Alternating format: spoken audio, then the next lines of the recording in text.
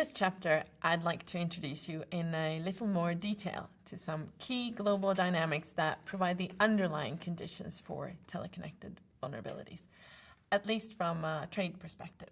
And then I want to show you how we can use the notion of teleconnected vulnerabilities to guide us in our exploration of what some of the drivers behind observed local vulnerabilities may be. Globalization is often characterized by the increasing speed and scale of connectivity.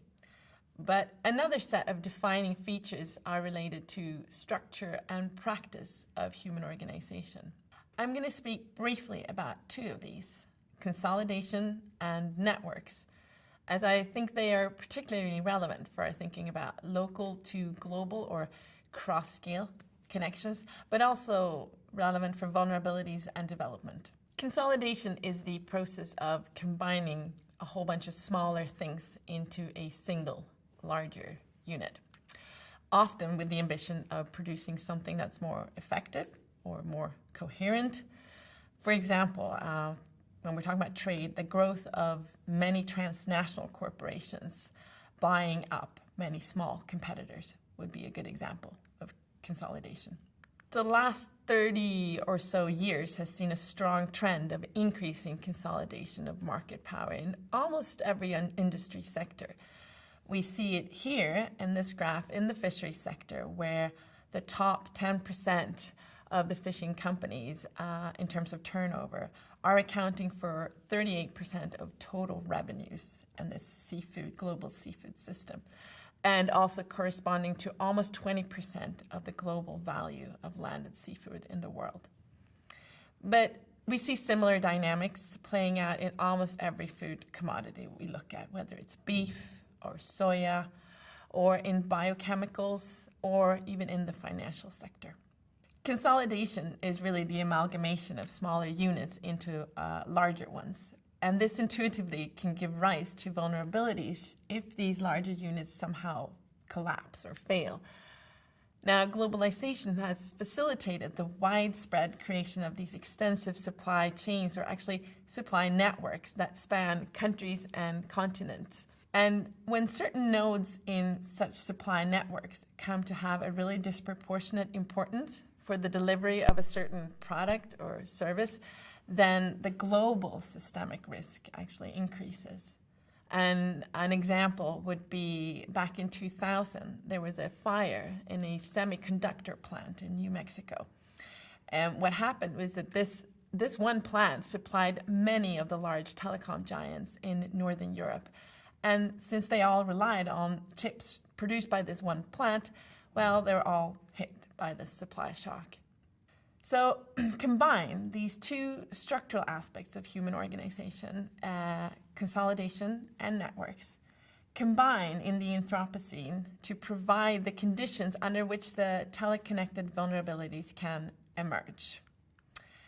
And with this in mind, I now want to take you through an example of how these global dynamics can play out and affect development and vulnerabilities in small-scale fisheries around the world.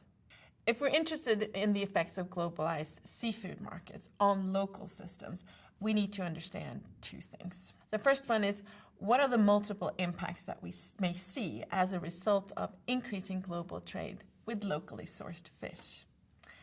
And what are the key drivers behind these observed outcomes?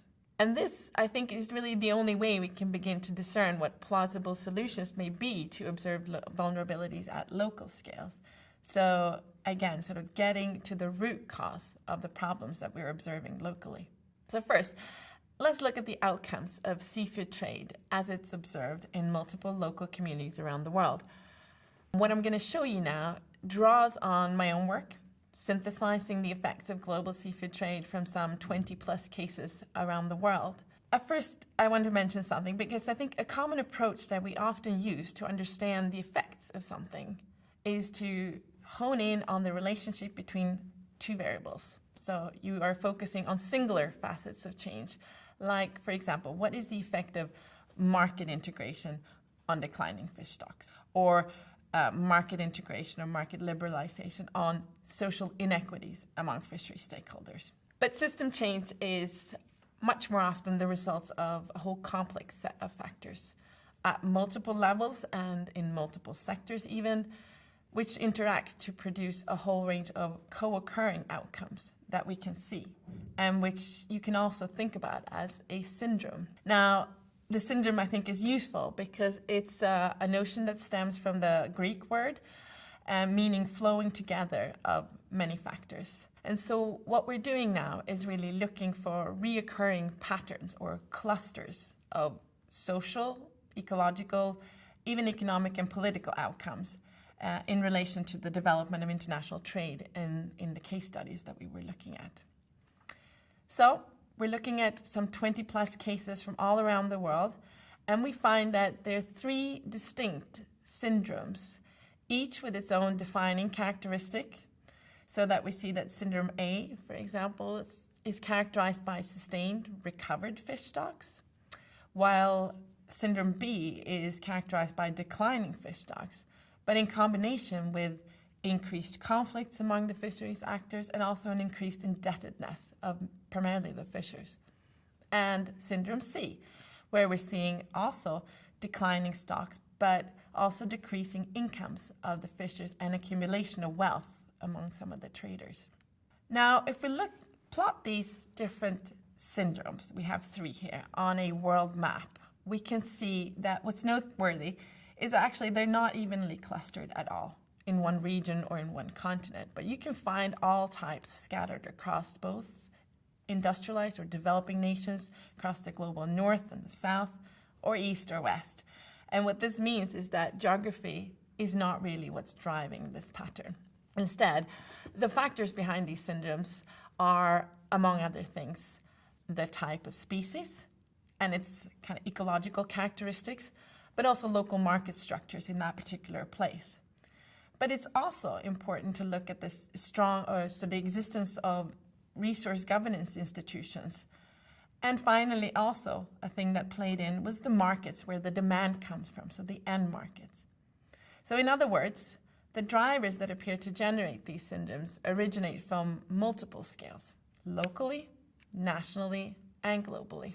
And the fact that when we see these syndromes in geographically separated regions like this, it's where we're seeing the same type of vulnerability or the same types of problems emerging in similar fisheries in places that are completely disconnected geographically.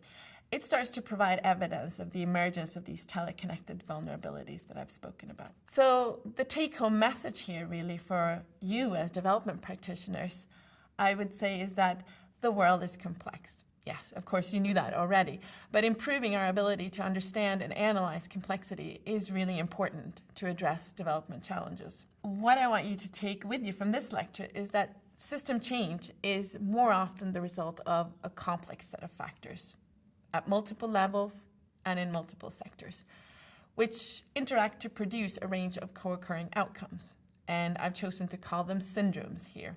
And this syndromes approach, of course, is just one way to try and make sense of this complexity in order to begin to understand how we can change unsustainable and equitable trajectories. And the examples that I've shown here provide empirical evidence that these geographically distant localities in both the global north and the global south are actually equally likely to be vulnerable to sort of similar shocks and changes, and that the dynamics behind these outcomes are actually driven by factors that occur across multiple different scales. And one of them is global trade. Therefore, identifying and understanding the key drivers behind outcomes observed at the local level. So again, the root causes of an observed problem. That is essential in order to discern what plausible solutions might be. Thank you.